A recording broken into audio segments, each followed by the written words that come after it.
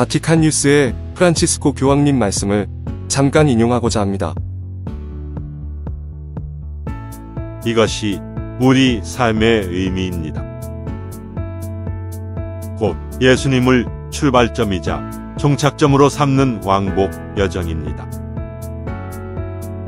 예수님과 함께 머물기와 그분을 선포하기 위해 밖으로 나가기는 또한 가난한 이들, 이주민들, 병자들, 죄수들, 사회에서 가장 작고 잊힌 이들과 함께 머무는 것이며 그들의 삶을 함께 나누고 그들에게 하느님의 무조건적인 사랑을 선포하는 것을 뜻한다는 것을 잊지 맙시다.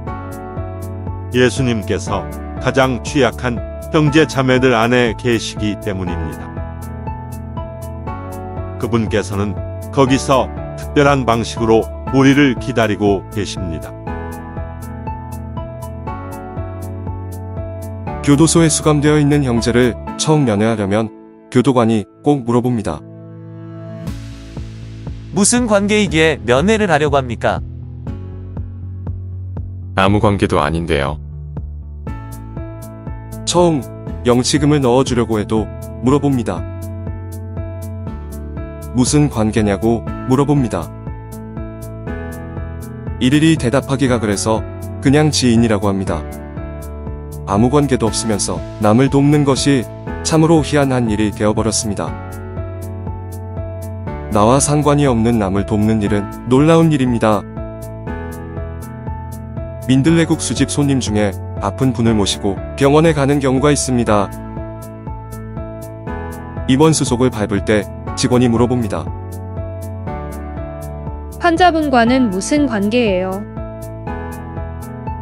아무 관계가 아닌데요. 어느 날이었습니다. 노인이 찾아왔습니다. 직장암에 걸렸는데 의사가 3개월 시한부 인생이랍니다. 사기를 당해서 빈털터리가 되었답니다. 수중에 약간의 돈이 있고 가족과는 연락을 하고 싶지 않다는 것입니다. 인천의료원 근처에 방을 얻었다고 합니다.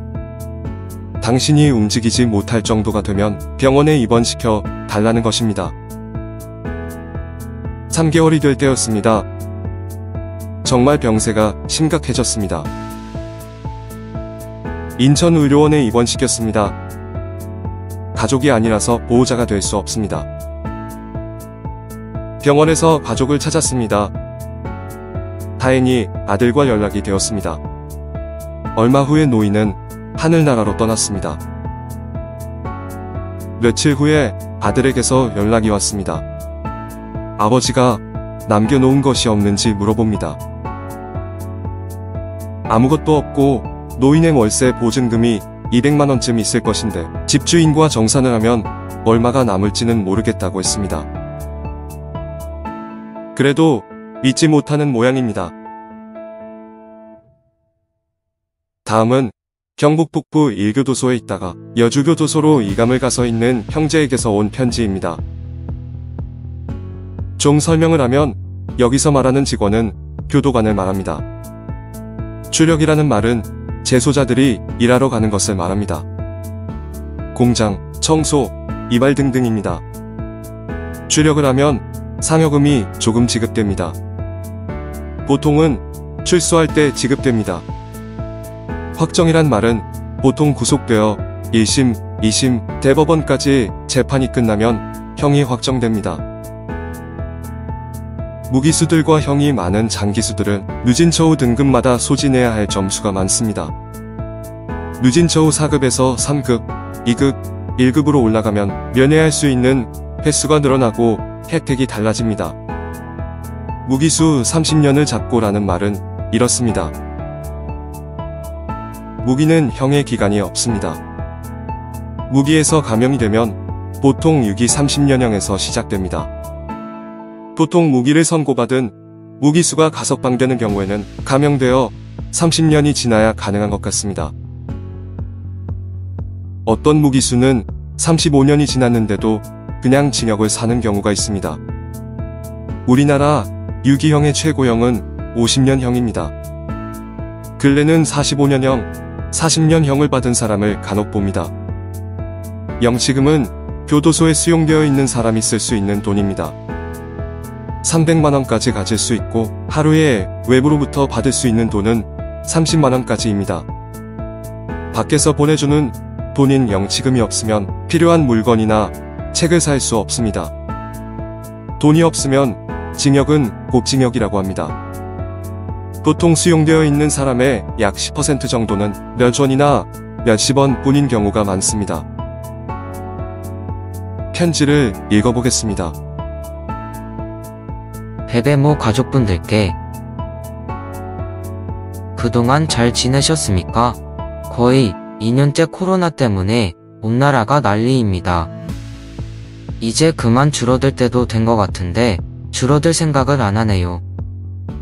나이 드신 분들은 조심하는 것 같은데 젊은 사람들은 역시 코로나 위험보다는 노는 게 더 중요한 것 같습니다. 뉴스 같은 데서 보면 길거리에 사람이 어찌나 많은지 이래도 되나 싶을 정도로 많더라고요. 건강은 다들 괜찮으시죠? 전화라도 드리고 싶은데 여주는 직원이 확진되어서 전부 다 2주일 동안 방에 갇혀 있다가 출력했는데 다시 하루 만에 밀접 접촉자 격리해야 한다고 해서 다시 격리된 지 일주일 만에 나왔습니다. 그래도 다음 주부터는 정상적으로 출력한다니까 다행입니다.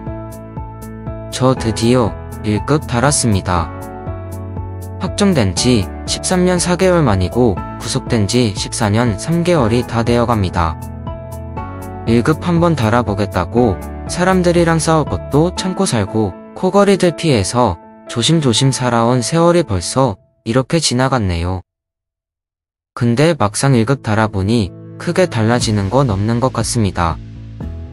청순 같으면 1급 수들이 적어서 곰신도 안 받고 겨울에 소미불도 주고 혜택이 조금 있는데 여기 여주는 1급 수들이 많아서 아무런 혜택이 없네요.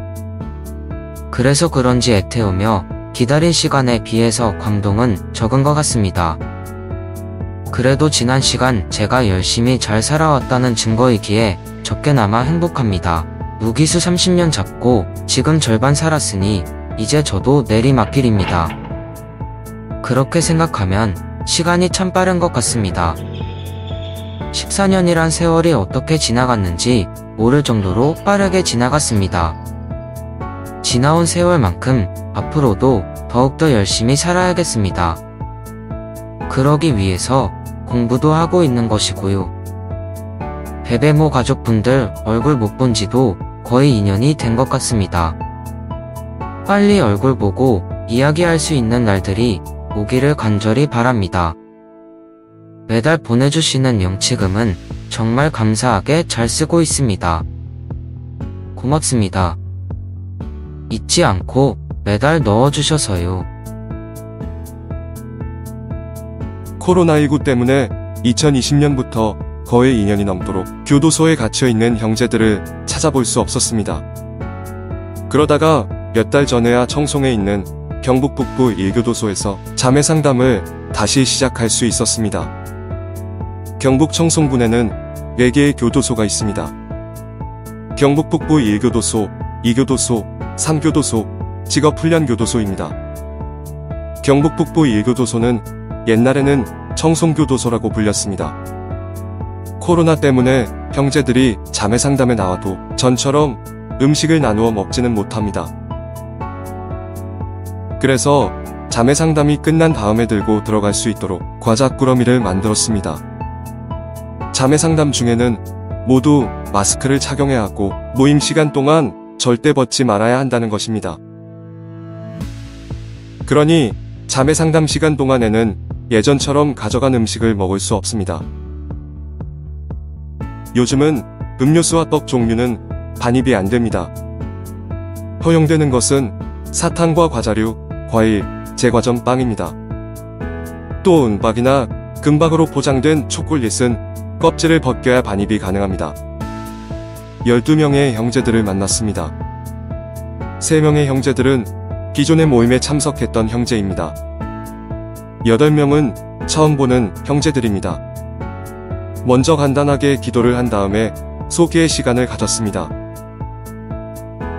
기존에 참석했던 3명의 형제들 외에는 모두 얼굴에 불안과 근심이 가득합니다.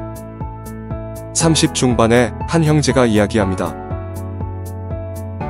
자기는 45년형을 선고받았고 이제 2년의 형을 살고 있는데 아무도 찾아오는 사람도 없고 밖에서 도와주는 친척도 친구도 없다고 합니다. 기존의 3명의 형제들만 싱글벙글 좋아서 어쩔 줄을 모릅니다. 한 명은 무기수, 2명은 징역이 30년과 40년을 받은 형제들입니다.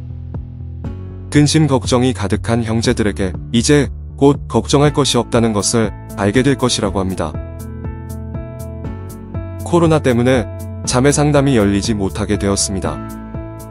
다른 자매 상담팀에게는 영치금 지원도 거의 대부분 끊겨졌다고 합니다. 그런데 놀랍게도 우리 자매 상담을 하던 형제들에게는 계속 영치금 지원이 되었다고 합니다.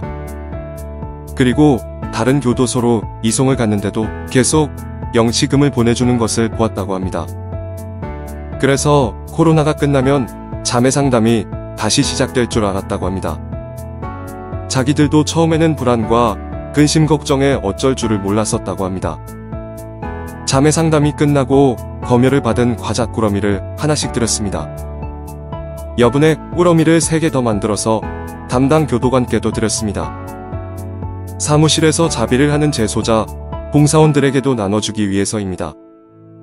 또 같이 사는 재소자들이 자매 상담이 끝나고 들고 오는 과자 꾸러미를 간절하게 기다립니다. 어떤 작업장에서는 거의 5, 60명이 기다리다가 과자 한 쪽이라도 서로 나눠 먹습니다. 보통 자매 상담에 나오는 형제들은 영치금이 거의 없는 경우가 많습니다. 교도소 규칙이 바뀌면서 재소자들은 영치금을 300만원까지 가질 수 있게 했습니다. 그리고 필요한 물품은 교도소에서 판매하는 것만 사서 쓸 수 있게 했습니다. 영치금이 없는 사람에게는 아주 혹독한 세월이 시작되었습니다.